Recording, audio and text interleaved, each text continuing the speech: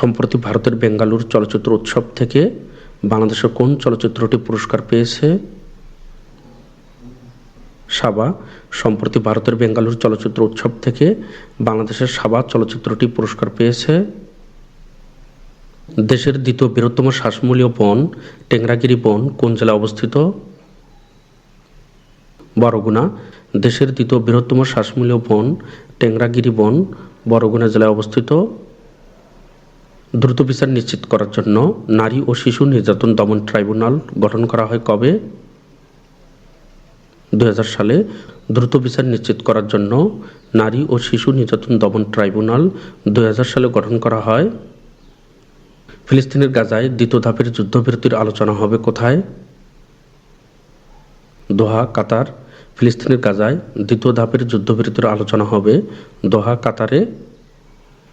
দেশের দ্বিতীয় জাহাজ ভাঙ্গা শিল্প বা পরিবেশবান্ধব জাহাজ পূর্ণ প্রক্রিয়াজাতকরণ শিল্প স্থাপন করা হচ্ছে বরগুনা জেলার কোন উপজেলায়? তালতলী। দেশের দ্বিতীয় জাহাজ ভাঙ্গা শিল্প বা পরিবেশবান্ধব জাহাজ প্রক্রিয়াজাতকরণ শিল্প স্থাপন করা হচ্ছে বরগুনা জেলার তালতলী উপজেলায়।